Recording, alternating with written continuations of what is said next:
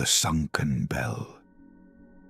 At the oldest edge of the Dromain Valley, where the heather blanketed the hills like a violet shawl, and the wind carried the scent of wet peat, there was a lake no one ever looked at for very long. It was not the largest in the region, nor was it the deepest, though the elders swore it had no bottom, or at least not one any man could measure with rope. It was a dark lake with soft, silent banks, ringed by leaning alders and reeds that swayed even when the air seemed perfectly still. In summer, it held a delicate chill. In winter, it never froze completely, as though something in its waters kept a slow and secret breath alive. They called it Loch na Cloigin, the Lake of the Little Bell. Some said that many centuries earlier, a village had once stood there. Others spoke of a small chapel of grey stone, with a short bell tower built in the days when monks crossed the hills on foot and copied manuscripts by the light of dawn. The stories shifted depending on who told them. Sometimes it was a church. Sometimes it was a shrine older than any church, raised to honor the waters and the mist. But every version agreed on one thing. One night of endless rain, the earth split open, the bank gave way, and something whole, heavy, and consecrated sank beneath the lake. From then on, at certain times of the year, especially in late summer and early autumn, when the moon rose slowly and the sky looked like a deep bowl of blue ash, a bell could be heard beneath the water. It was not a loud sound. No traveler from afar would ever have heard it. It was more like a rounded, distant note, as though the lake remembered a voice made of metal and let it rise only barely to the surface. Those who lived nearby learned to recognize it. They did not speak of it much. They crossed themselves, or touched Rowan charms, or simply closed the shutters and added another log to the fire. In a stone cottage with a thatched roof, set a little apart from the rest of the village of Knockruad, there lived a girl named Aithne with her grandmother, Moira. The house smelled of toasted oats, dry wool, and mint hanging in bunches. Foxgloves and wild thyme grew before the door. Behind it, a small garden yielded turnips, onions, and a few wind-hardy cabbages. Aithne had grown up there among her grandmother's stories, the hum of bees in summer, and the constant sound of water running through the stream that came down from the hills to feed the lake. She had dark hair, fair skin, and eyes the color of wet slate. She was a quiet young woman, not out of shyness, but by habit. She listened more than she spoke. She could tell a fox from a dog by the way the low branches cracked beneath its steps. She knew rain was coming by the smell of the earth before she ever saw the clouds. She knew which herbs soothed a cough, which ones eased tired hands, and which should be left untouched because they belonged to the fairies by the shore, not to the people of the valley. Each morning she fetched water, helped Moira make oat bread, washed bowls in a wooden tub, and when her chores allowed it, walked to the edge of the lake with a basket on her arm to cut tender reeds or gather meadowsweet. She never wandered too far along the bank, because Moira had taught her since childhood that there are places by the water where the ground looks firm and is not, and others where the visible world grows thin, and it is wise to be respectful. "Do not fear the lake," the old woman would tell her while carding wool by the fire, "but do not speak to it as though it were only stone. Waters hear, and what hears answers in its own way." Aithne always nodded, though she rarely asked questions. It was enough for her to watch Moira's expression whenever she spoke of the lake. It was not fear, but an old courtesy. on nights of the new moon, when the village was nearly erased by fog, and only a few lights trembled behind the windows, Eithne would sometimes wake all at once. Then she would lie still, the wool blanket pulled to her chin, listening to her grandmother's steady breathing on the other straw mattress. And beneath the silence, very deep below, as though it came from under the earth or from the center of her own chest, she would hear a low and gentle note. Dong. It did not sound like a church bell rung by human hands. It was something older, slower, like a single footstep taken by time itself.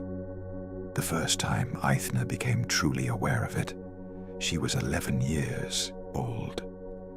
The last time before her 19th year, a strange brightness stayed with her until morning. She had never spoken of it.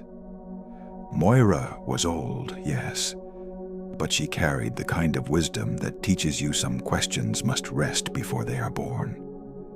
And yet the summer of Eithne's 19th year was different. It began with an unusual dryness in the air.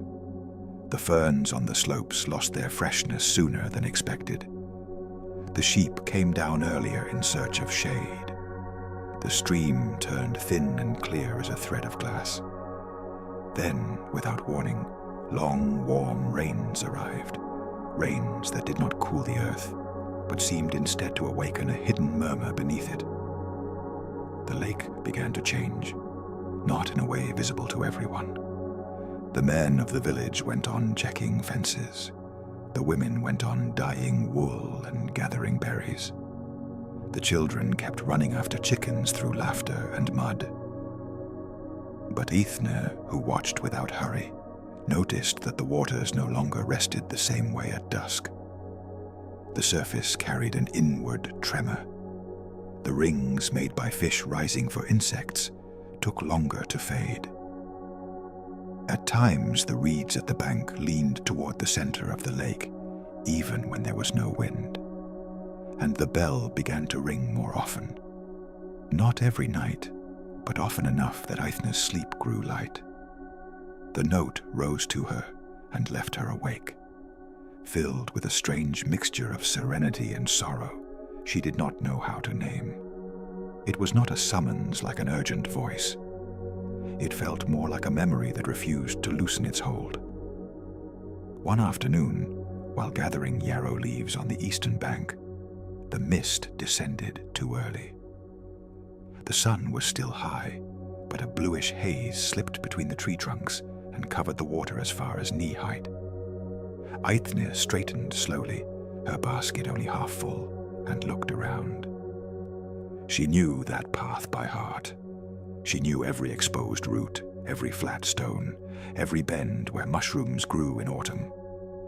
But for a few moments, the place seemed to have shifted a hand's breadth outside the world.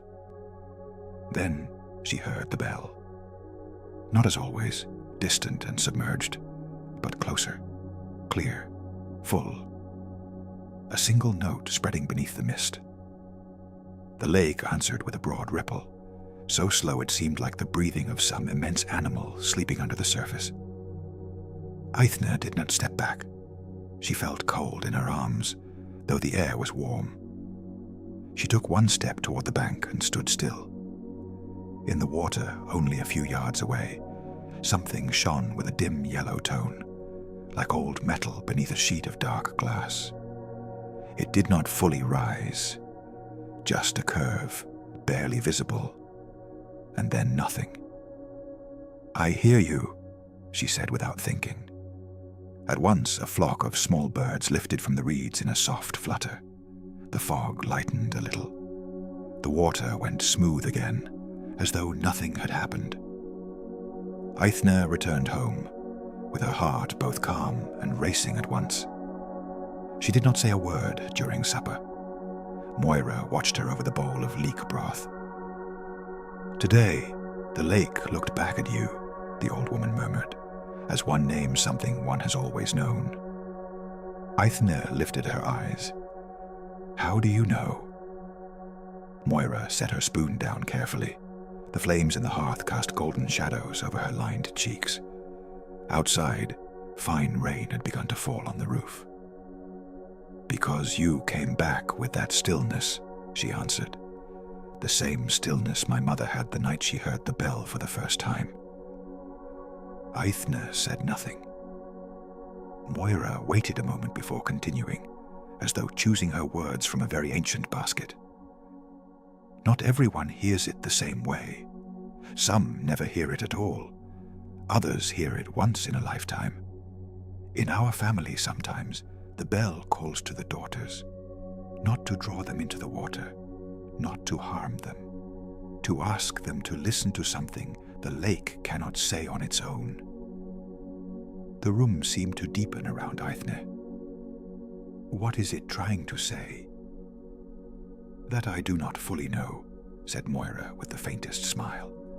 "If I knew it entirely, it would not be a calling but an instruction, and old things rarely speak that way." After supper, the old woman took from a chest a very old piece of linen folded in four. Inside lay a small bone comb, an amber bead, and a faded blue ribbon. "This belonged to my mother, and before her to hers," she said. "None of them left anything written, only a custom. When the bell sounds for 3 nights in a row, the girl who hears it must go to the lake before dawn and carry a song in her throat, not a learned prayer, not a fairground ballad, a song that has grown with her." Aithne touched the ribbon with her fingertips. "I do not sing like the women in the village. You are not being asked to sing for them." That night the bell sounded once, the next night twice. On the third, 3 deep notes, spaced far apart, filled the air just before dawn. Aithne was already awake. She dressed without making a sound, wrapped herself in a brown wool cloak, and braided her hair with the old blue ribbon. When she opened the door, Moira was sitting by the hearth, as though she had remained there all night. "Go barefoot once you reach the wet grass," said the old woman, "and do not force your voice. The lake does not answer force." Aithne nodded. The sky was a very pale gray. There was no wind. The whole valley seemed to be holding its breath. She walked the path between the ferns, hearing the brush of her skirt and the distant song of an early blackbird. As she neared the lake, she slipped off her shoes. The grass was cold and jeweled with dew. A clean scent of mud, water, and wet leaves rose from the bank. Then the bell sounded again. Dong. This time it did not startle her. The note trembled in the air and kept trembling inside her, as though it had found a place prepared for it years before. Aithne closed her eyes. She thought of the stream behind her house, of Moira's voice telling stories at dusk, of fine rain falling on the alders, of sheep asleep upon the hill. She thought of reeds bending carefully, of autumn light over the peat, of hearth smoke rising straight on windless mornings. And from the sum of those small things a song was born. At first it had no words. It was only a line of voice, low and sustained, almost a hum. It rose a little, then fell. It left space. It returned. It sounded like water finding smooth stones and not raging against them, but learning their shape. As she sang, the lake began to clear along the edge, not in color, but in spirit. The surface stopped trembling. The reeds straightened. The fog drew back toward the center like a veil gathered by unseen hands. Aithne kept singing without opening her eyes. After a while, she sensed another presence within the song. Not a human voice, not exactly. More like a resonance of metal, soft and deep, accompanying her note from below. The bell did not ring apart from her. It sang with her. When she opened her eyes, the water at her feet was so still. It reflected the sky like polished stone. And beneath that dark sheet, very far below, she thought she could see the arc of an ancient bell covered in verdigris, suspended in a pocket of water that did not seem to move with the rest of the lake. She did not feel fear. She felt recognition, as though she had found a door that had always been there, waiting for someone to arrive without haste. During the days that followed, Aithne spoke to no one of the bell beneath the water, except Moira. Even then, words were few. Some experiences grow thinner if they are told too soon, and both of them knew it. The old woman listened by the fire, her hands wrapped around a cup of heather tea. "So you saw it?"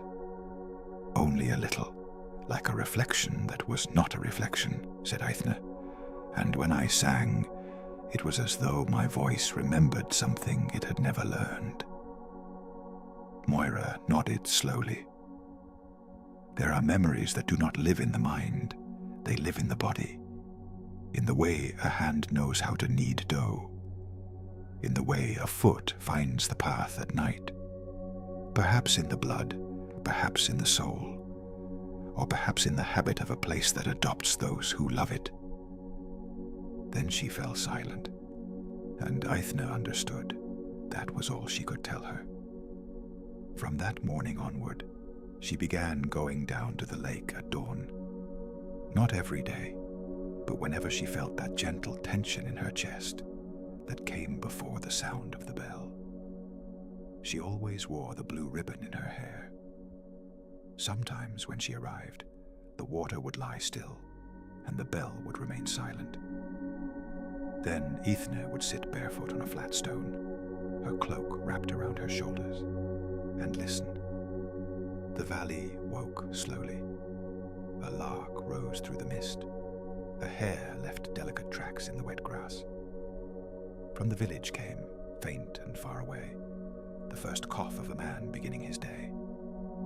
In that silence full of small living things, Aithne learned to wait without demanding. Other times the bell would sound the moment she touched the shore, as though it had recognized her footsteps. Then she sang. Little by little, the notes took the shape of a melody. They were still simple, but no longer only a murmur without words. Some mornings ancient syllables came to her, old as the prayers Moira spoke in Gaelic, when blessing fresh-baked bread. Other mornings the song was only a swaying line of long sounds, as if the voice were imitating the movement of reeds over water. It was never exactly the same, yet it always kept the same heart. And the lake answered, not with thunderous wonders. The waters did not part, and no violent lights appeared. What happened was far gentler. The mist gathered itself into ordered spirals and left a clear strip by the bank. The little waves that sometimes rose without wind calmed like a tired child. The reflections of dawn became sharper. Even the birds seemed to come closer without fear. By the end of the second week, Aithne realized the song was soothing not only the lake, but something within herself. Since the death of her mother, when she was very small, she had carried a quiet, ancient sorrow, so woven into her life that she scarcely knew where it ended and she began. It was not an open wound, but an absence that tinted the edges of beautiful things. When the girls of the village laughed together while braiding their hair for summer gatherings, Aithne smiled too, but there was always a thread of distance in her joy.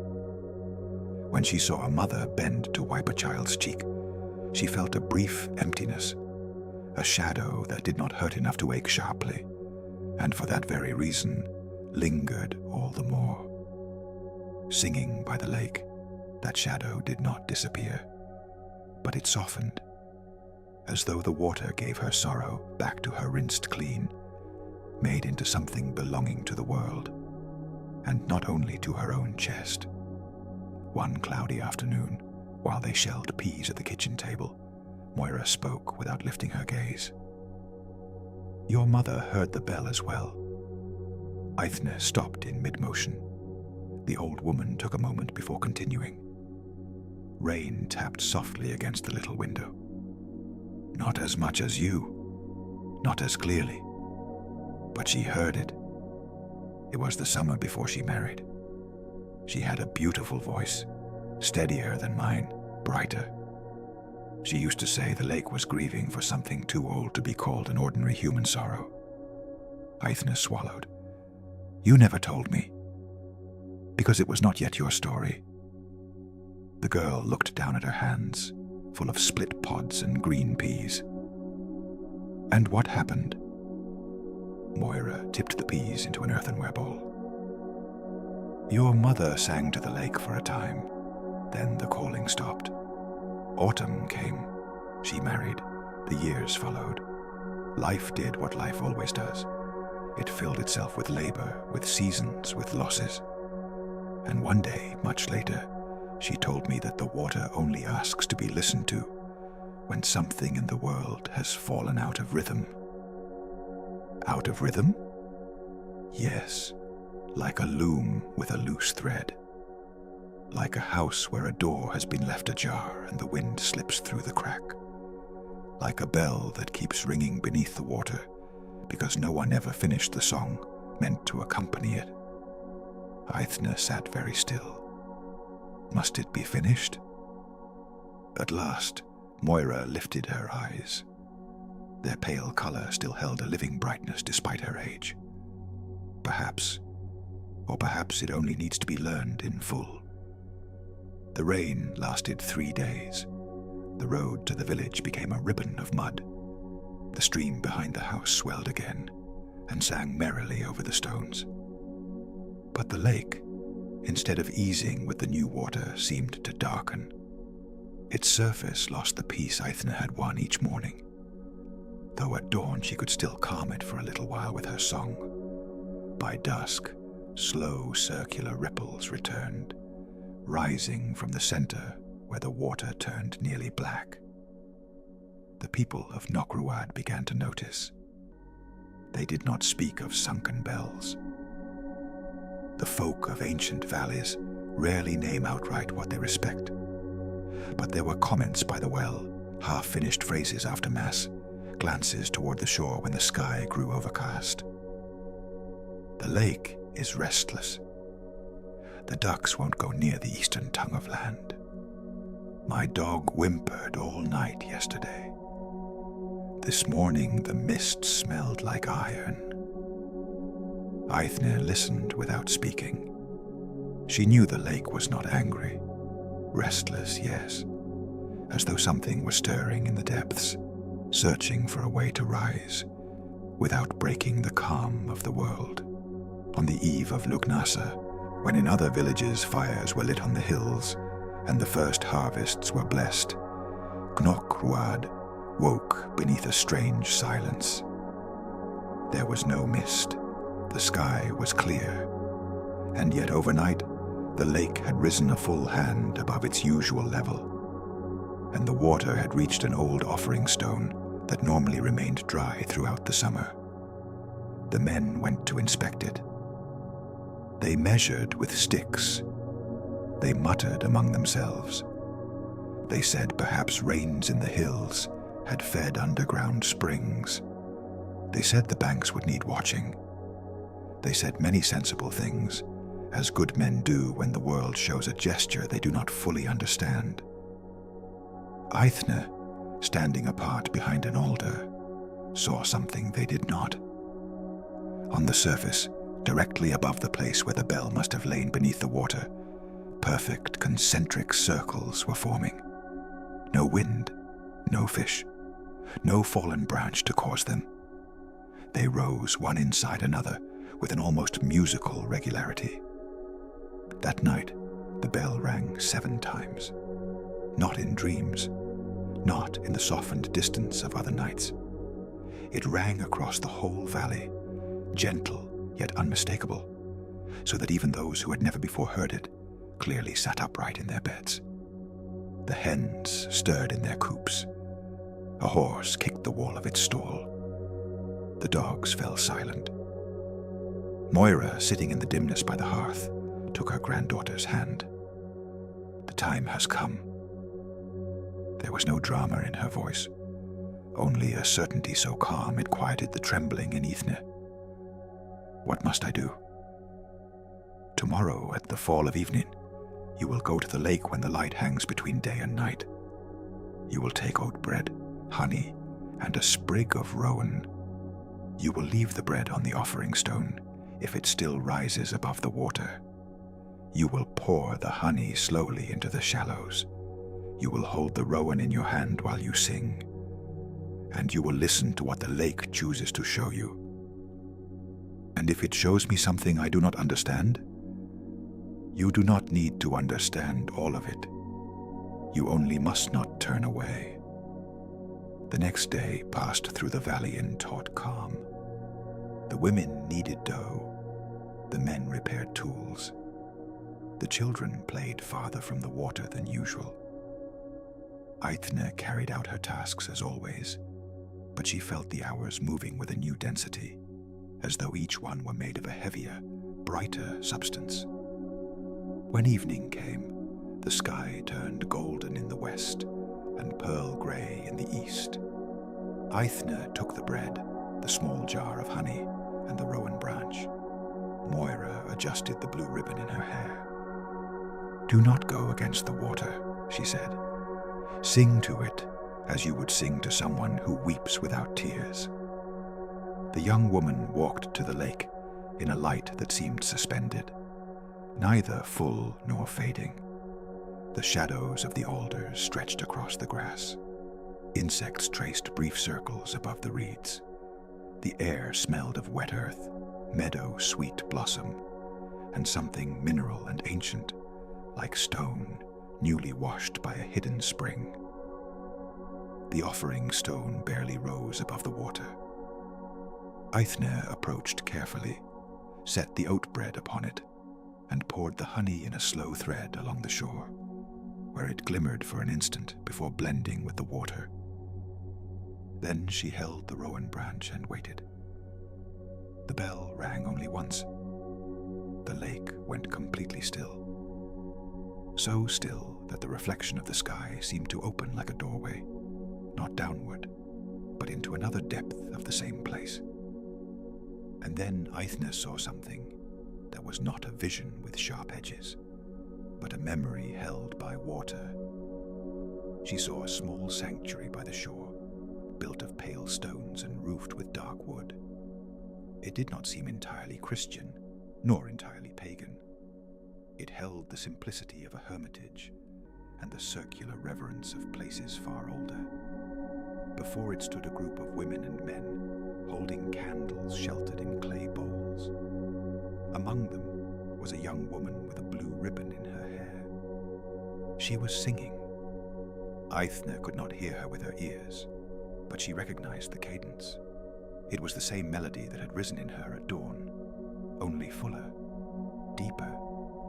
Behind the young woman, hanging beneath a low arch, was a green bronze bell. It was not large. It did not need to be. It had been made to call not to crowds, but to those who knew how to listen. The scene changed. Rain came. Then a night of floodwater. People ran carrying lamps. The ground gave way with a groan of mud and roots. The sanctuary tilted. The bell fell. And when it touched the water, it rang once with such beautiful sorrow that tears stung Ithne's eyes. And then she understood. The bell was not grieving only because it had been drowned. It was guarding a song that had been interrupted.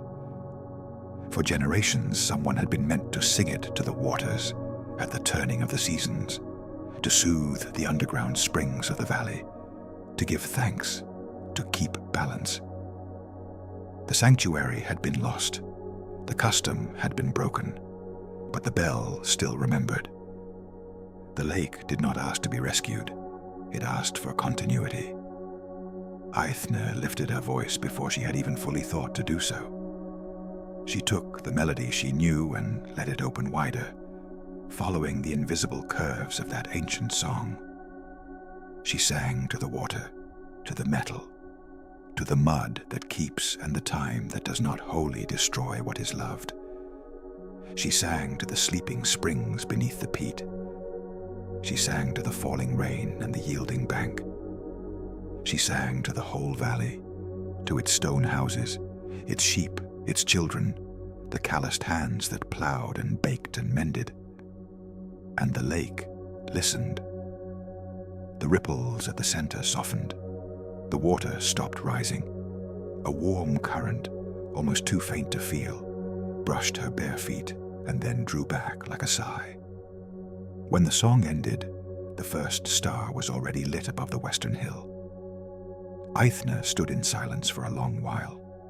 Then, from very far below, the bell answered with a deep, full, peaceful note. Not like an urgent summons, like gratitude. The following morning, the lake had dropped a little. Not much. Only enough for the offering stone to show its full upper face again, and for a few reeds that had been submerged to breathe once more.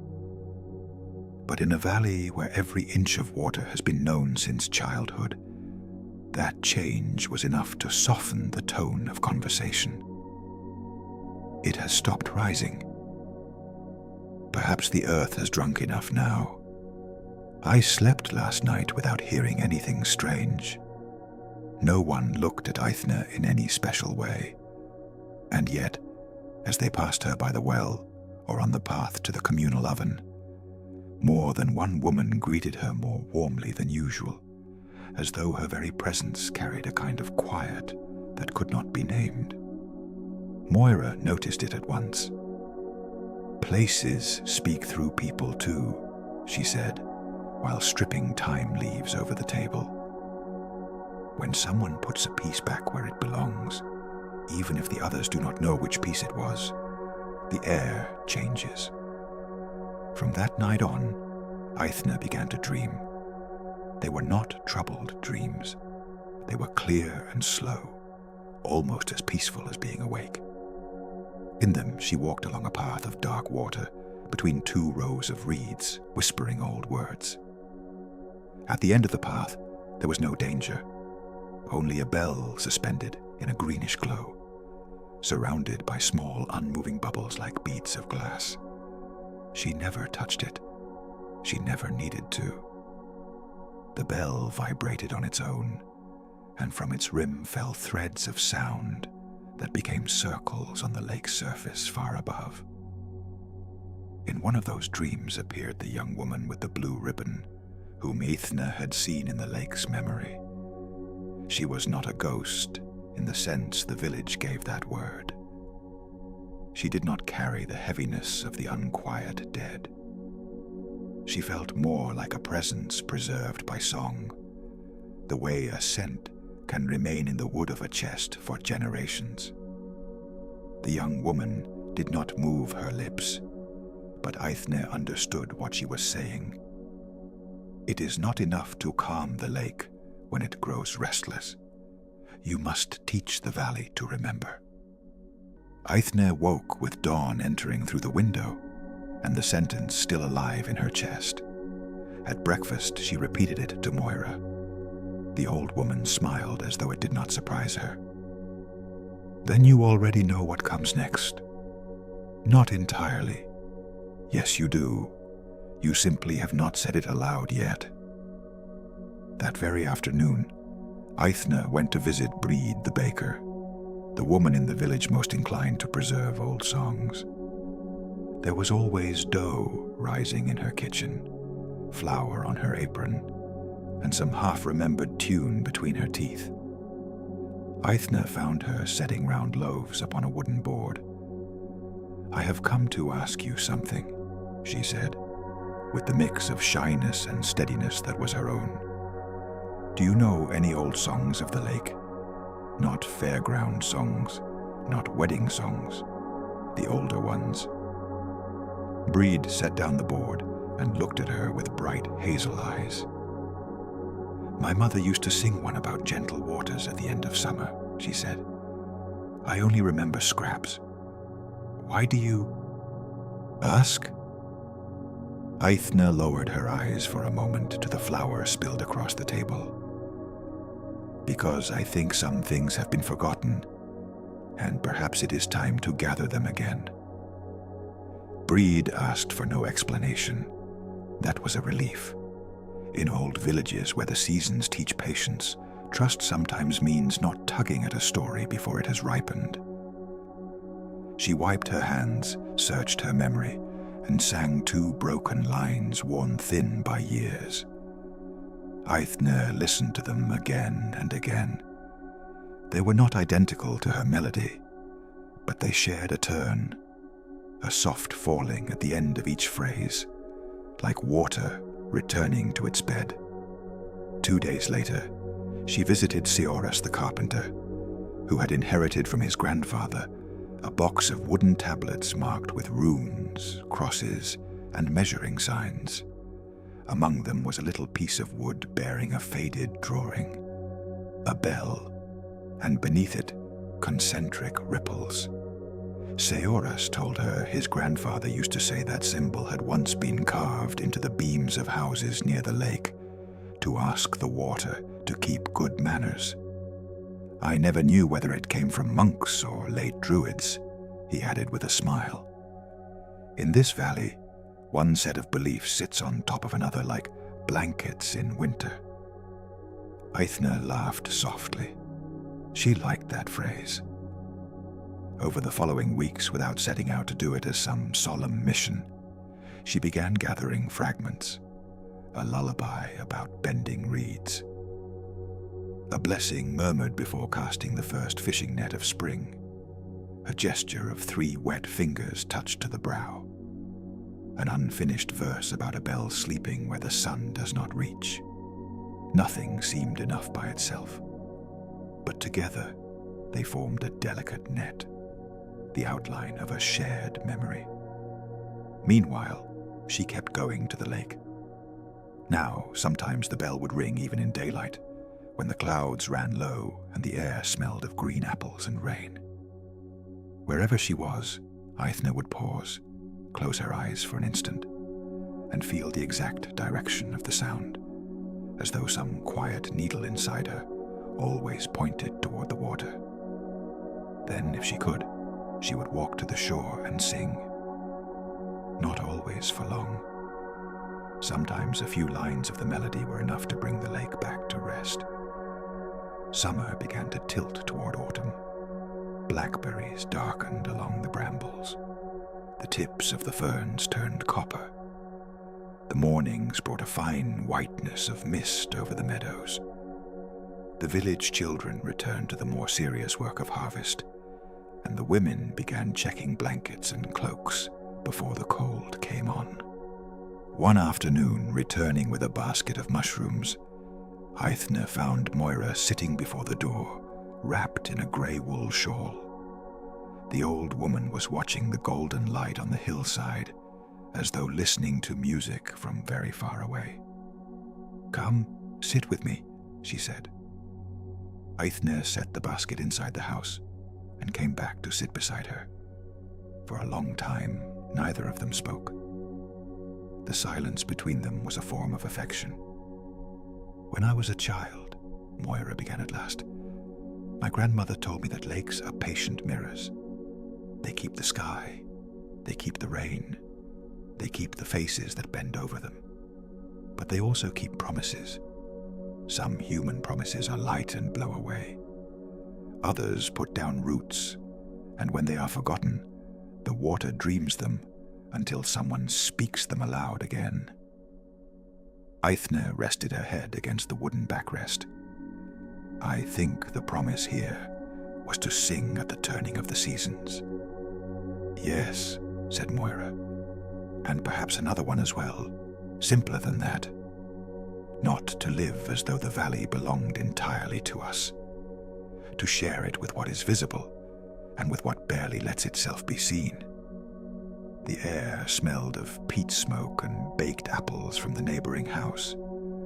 A flock of starlings drew a dark, shifting shape across the sky. "I have been thinking," said Eithne, "that at Samhain we might gather the village by the lake, not to frighten anyone, not to preach, only to bring bread, milk, honey, and sing something together, to recover what remains." Moira turned her head slowly toward her. Her eyes grew moist with a quiet gleam. "That would be beautiful." "Do you think they would come?" "They will come if you speak to them not from mystery, but from home. People fear what is offered as a threat, but they understand at once what is offered as care." From then on, the idea began to grow with the naturalness of things that had long been waiting for a shape. Eithne spoke to Breed, then to Elian the shepherd, who played a bone flute at festivals, then to Sister Deirdre, who tended the village's little chapel and saw no contradiction at all between blessing the fields with psalms and leaving a bowl of milk by the shore when the new moon rose. To each of them she spoke simply. She said the lake was part of the valley's life and deserved a ceremony of gratitude on the eve of Samhain, when the dark half of the year begins. She said old customs need not be abandoned when they are good and bring peace. She said the water grows calmer when it is remembered with respect, and one by one they said yes. The news spread quietly. Each household would bring something: oat bread, candles, apples, a blanket for the old fresh milk, rowan branches, late flowers. It was not meant to be a noisy celebration, but a gentle vigil, a way to step into the season of long nights with the heart in balance. All that while, the lake kept answering Eithne's song with a stillness deeper and deeper each time. And yet in the last nights before Samhain, the bell began to ring with a new quality. Not sorrowful, not uneasy, expectant, as though it too were waiting. The eve came wrapped in muted light. The sky was covered in high white clouds, and as evening fell, the western horizon glowed for a moment like an ember beneath ash. The families of Knock Ruad began gathering by the lake in small groups. No one spoke loudly. Their steps across the wet grass were careful. The children, catching the quiet from the adults, watched the water with wide and curious eyes. Breed brought a basket of round loaves. Elian wore his flute around his neck, but did not play it yet. Sister Deirdre arrived with a small oil lamp and a blessing in her gaze. Seoras had carved a tiny bell from wood and placed it upon the offering stone. Moira walked leaning on Eithne's arm. When everyone had gathered, the young woman stepped forward to the shore. Her heart was awake, but not afraid. Before her, the lake looked like a dark cloth of silk. The first star had not yet appeared. The reeds whispered only faintly. "We are here," she said in a clear and steady voice, "to give thanks to the water that keeps us company, to remember that this valley listens and is listened to enter the dark season with gentleness and good company. What was forgotten, we will remember. What is troubled, we will soothe." There was no applause. None was needed. Eithne began to sing. Her voice came out low, clean, sustained by the cool evening air. After the first phrase, Brid joined her with a thread of harmony. Then Elian, without his flute, only with his rough, warm voice. Then Sister Deirdre, then others. Some knew only the refrain Eithne had taught them that afternoon. Others simply hummed. It was enough. And then, from beneath the water, the bell rang. No one cried out. No one ran. The sound rose slowly, round and full of such serene melancholy that more than one face grew wet without knowing why. The children clasped their mother's hands. The candles flickered faintly. Across the surface of the lake spread perfect circles, golden in the reflection of the lamps. The song continued, and for the first time in a very, very long while, the whole valley sang with the sunken bell. It was after that night of Samhain that the lake ceased to be merely a half-feared place and became once more a cherished presence. It lost none of its depth, nor any of its mystery. It remained dark at the center. It still held sudden mists and reflections that could blur sky and water together. But something in the bond between the village and the shore softened, became more intimate. Families began approaching it with renewed respect. Some left a crumb of bread before filling their buckets. Others bowed their heads just for a second as they passed the eastern path. The children learned a simple version of the song and murmured it while playing with bark boats in puddles after the rain. Autumn deepened. The older leaves yellowed, then fell. The mornings smelled of constant smoke and cooling soil. Turnips, leeks, and barley simmered in the kitchens. The sheep carried heavy wool. Wind began coming from the north, with a clean edge that made the stones look sharper and the sky higher. Eithne kept singing to the lake at the turnings of light, no longer out of urgency, but out of living custom. Sometimes she went alone. Sometimes Breed came with a basket of warm bread. Sometimes Arlean joined them and let the flute answer the melody between one phrase and the next. Even Sister Deirdre came on occasion, and at the end of the song, added a brief blessing for the valley, the waters, and travelers. Moira watched it all with a quiet happiness. One afternoon in November, while fine rain drew slanting lines across the window, she called Eithne to her side. The old woman had been mending a cloak, but she set the needle down on her lap. "There is something else you should know," she said. Eithne sat near the fire. The warmth smelled of peat and dried rosemary. "The woman with the blue ribbon you saw in the water. I think I know who she was." At once Eithne looked up. "You do?" "My grandmother named her once, so many years ago that I thought I had dreamed it. Her name was Nessa. She was keeper of the shore sanctuary in a time of transition, when the old rites and the new prayers still shared a table without quarreling too much. They say she learned a song for the springs from a woman of the old people, and then taught it to others. When the sanctuary fell, she was there." Eithne felt a gentle sadness. "Did she die?" Moira shook her head slowly. "No one knew. Some said she survived and went west. Others said the lake took her the way it takes certain lights from the sky, by keeping them without extinguishing them. In old tales, certainty rarely matters as much as the gesture that remains." Eithne watched the rain sliding down the small pane of glass. "I have dreamed of her several times. She never frightens me." "That does not surprise me," Moira replied. "There are presences that carry no weight. They only stay with us until they are no longer needed." That winter was gentler than expected. White frost fell over the meadows, and one morning the buckets woke under a thin skin of brittle ice. But there were no great storms. The lake kept its calm. On some afternoons the bell rang once, only once, as if to remind them it was still there. Eithne would smile when she heard it. It was no longer an uncertain summons. It was almost a greeting.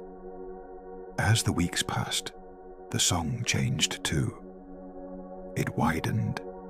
The voices of the village had touched it, and the old phrases gathered from here and there had woven themselves into the original melody until it became something shared. When Eithne sang now, she felt she was not singing alone, even when no one stood beside her. In her voice traveled Breed, Eileen, Sister Deirdre, the mothers rocking children, the elders remembering, the women of generations before, and far behind them all, the figure of Nessa beside the lost sanctuary. When the first great moon of winter came, the village decided to hold a small vigil of lights by the lake. It was not Eithne's idea, and that pleased her more than if it had been. It meant the gesture had taken root. Each family brought a lamp shielded in glass or clay. They placed them at intervals along the shore, quietly, and for a while remained there, watching the stretched reflections tremble across the black surface. Eileen played the flute. The notes floated softly, like bright smoke. Then Eithne sang, and the bell answered with such serene gravity that it seemed to bless the night. Later, on the way home, Moira stopped in the middle of the path. "Listen," she whispered. Eithne listened, not to the lake, not to the bell. Beyond them, on the hills, the wind had begun to stir the dry heather with a soft sound, like the breathing of something asleep. "The valley is resting better," said the old woman. And Eithne knew it was true. Winter passed, the late season rains passed.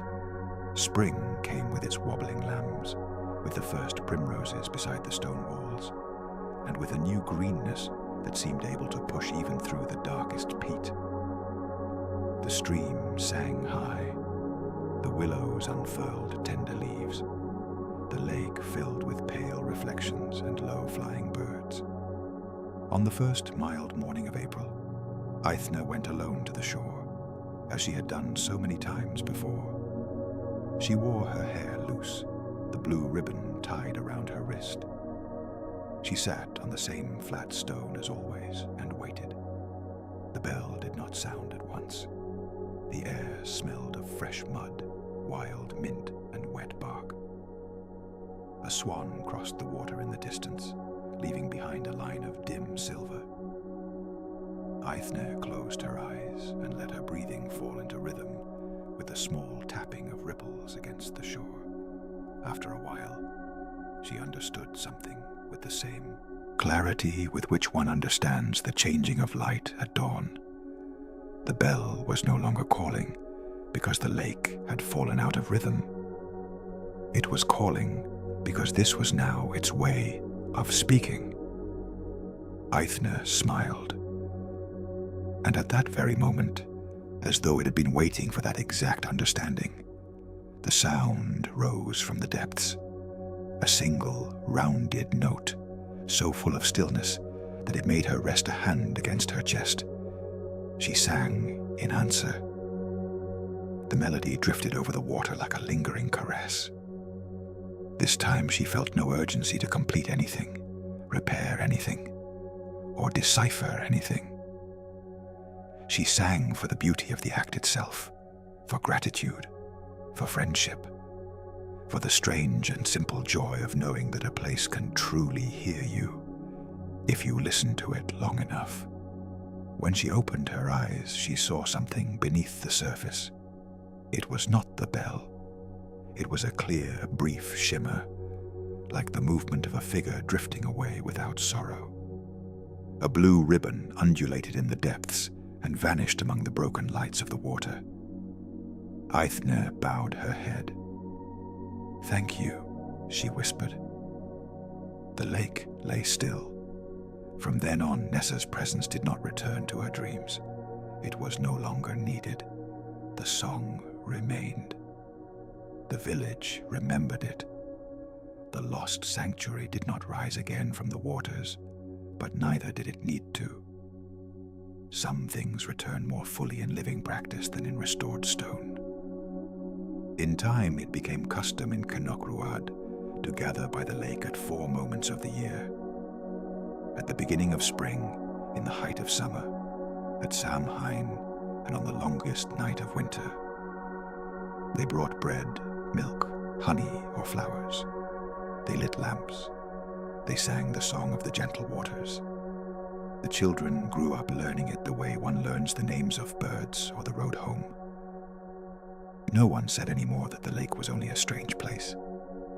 They said it was ancient, yes. They said it deserved respect. They said it had memory. And always, at some point in the song, the bell answered from below. Not everyone heard it with the same clarity. Some felt only a tremor on the skin. Others swore they heard a deep bronze note. For the smallest children, it was enough to see the circles appear in the center of the water, even on windless nights. That was proof enough. The years, as they always do, moved on. Moira grew older still, but with a luminous peace. Breed taught her daughter the old turn in the melody her own mother had only half remembered. Eileen made a new flute from ash wood and said it sounded better when played before the lake. Sister Deirdre wrote down a brief blessing for the valley's waters, not to replace the song, but to accompany it. Seoras carved little wooden bells that now hung on many doors in Carnochruad, not as protection against evil, but as a reminder of the good rhythm between the people and the place. As for Eithne, she grew into adulthood with a wider serenity. She remained a woman of few words and attentive eyes. She still gathered herbs, kneaded bread, washed wool, and listened to the weather before ever looking to the clouds. But in her, there was a new confidence, born not from mastery, but from relationship. She knew she did not possess the secret of the lake. She knew, rather, that she had been welcomed into a conversation much older than herself. Sometimes, at dusk, young girls from the village would walk with her to the shore and ask her to teach them the song. Eithne never taught it all at once. She told them first to listen to the water, to learn the difference between the sound of wind in the reeds and the sound of current beneath the bank, to learn not to rush to fill every silence. Then she would teach them the first phrase, simple and long. The rest usually came afterward, almost on their own. One summer night, many years after the first call, Eithne remained alone beside the lake, while the rest of the village slowly made its way home from the seasonal gathering. The sky was a deep blue strewn with stars. Fireflies lit among the grasses. In the valley houses, golden windows began to shine one by one. The bell rang. She answered with her song, and it seemed to her that everything was exactly where it should be. The darkness of the water, the submerged music, the murmur of the alders, the distant smoke from hearths, the memory of those who had sung before, and the promise of those who would sing after. It was not a motionless perfection. It was something better. It was harmony. When at last she turned toward home, the path lay clear beneath the moonlight. In the doorway of her house, Moira was waiting for her wrapped in a shawl, as though time had never fully managed to move that first image. "Did it sound?" the old woman asked. Eithne smiled. "Yes." "And is the lake at peace?" The young woman looked toward the silver-dark valley, where the water slept with its old bell on the bottom and its song floating above it, light as kindly mist. "Yes," she answered, "and so are we." Then they went inside. The fire was still alive. The bread still held warmth beneath the cloth. Outside, the wind passed through the heather with a low and peaceful murmur. In the dark lake, the bell rested in its depth of centuries. It no longer rang out of sorrow, nor out of forgetfulness. It rang because it had been heard. And in every season, when the human voice joined its submerged note, the waters of the valley remembered their ancient rhythm and grew still, like a heart that finally finds the exact song it needs in order to sleep.